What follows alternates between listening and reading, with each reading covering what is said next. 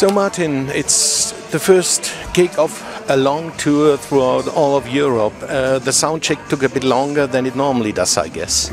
Yeah, we haven't played for 3 weeks, and we all have other things we do. So it's nice to run a few things just to oil the wheels. They call it in England. You pour oil on the wheels so they go smoother. You're doing it on your own now. You're mainly known as the guitar player of Jethro Tull for 43 years. Now you're the band leader. What's different concerning this part of the job? I enjoy it because I learn from the mistakes of others, which is good, you know. And I just think in life you just don't always just learn from the people who are amazing, like the really successful people or famous people. Sometimes you can learn from people who fail, who are really bad at their jobs, and if you recognise why they're bad, then you understand the way to do it correctly. So it's half of it's recognising how to do a job properly, and half of it's how to recognise not to do a job badly. Now on this tour you're presenting a new album, which is kind of a best of the career of your career. Yes and no. It's really a representation of the current live show. So it's half of our gig, and it's recorded live in the studio. So it's a very live feel, but a very studio quality album. But it sort of represents what we're doing live.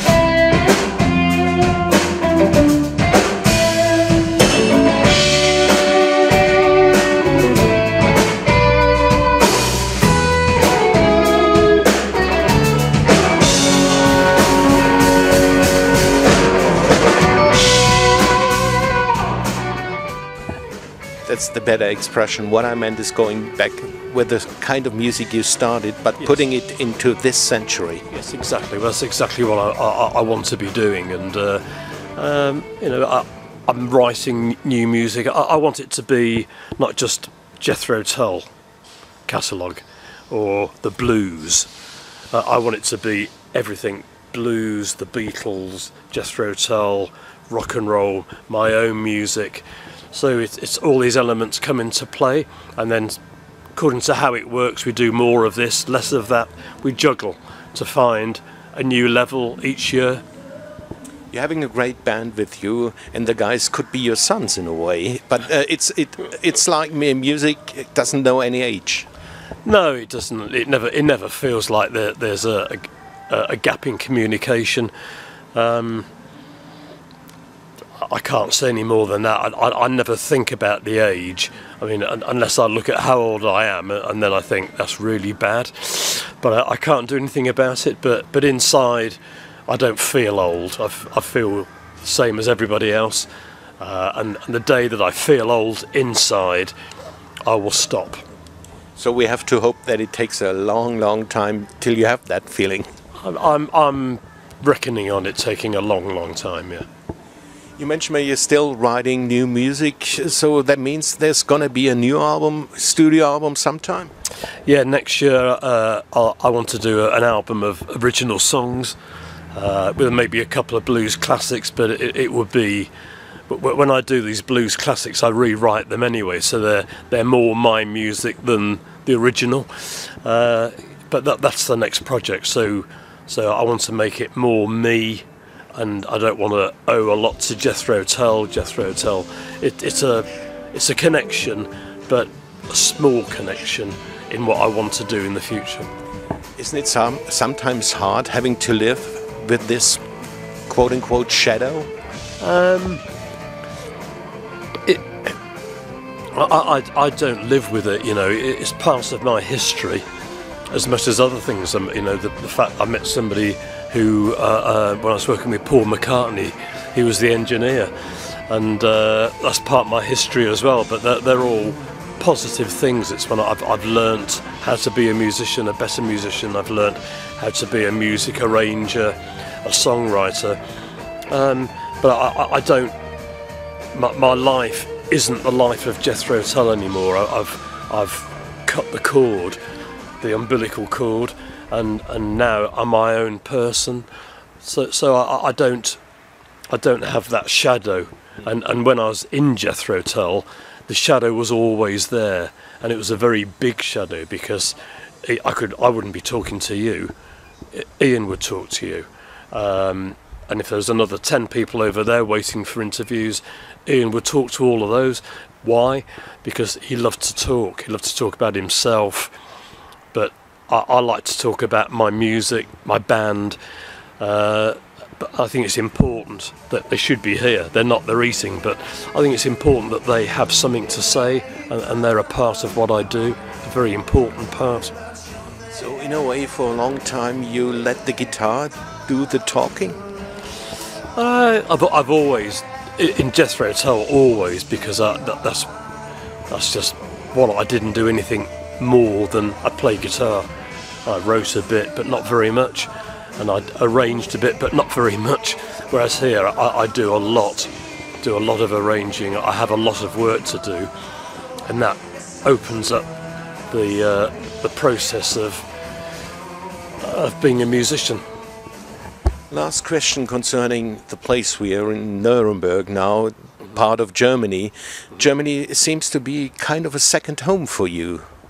Yeah, well, I've always loved being in Germany. We've traditionally played here a lot, probably as much as anywhere in the world, and probably more.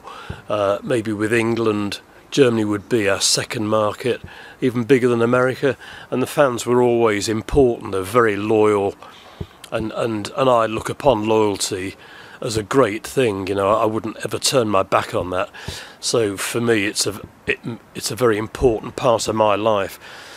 I like coming here. I like the country. I like the food. I like the people. So I have a very positive experience.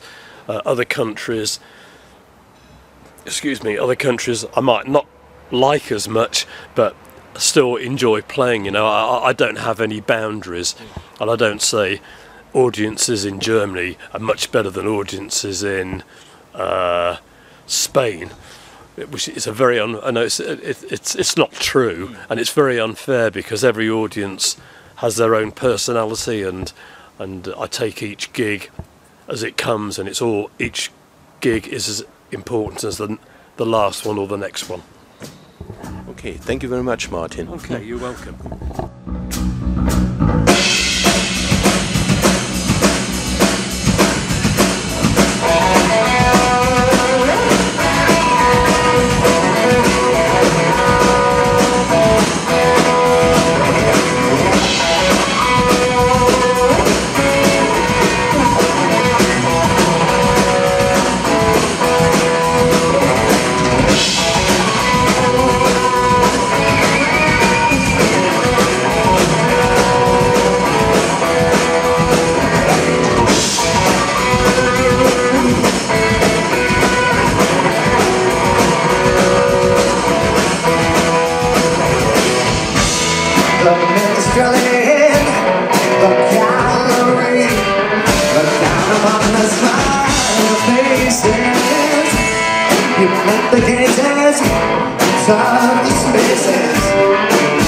Between the old man's cat grew the song down the line, hatred, suggestions and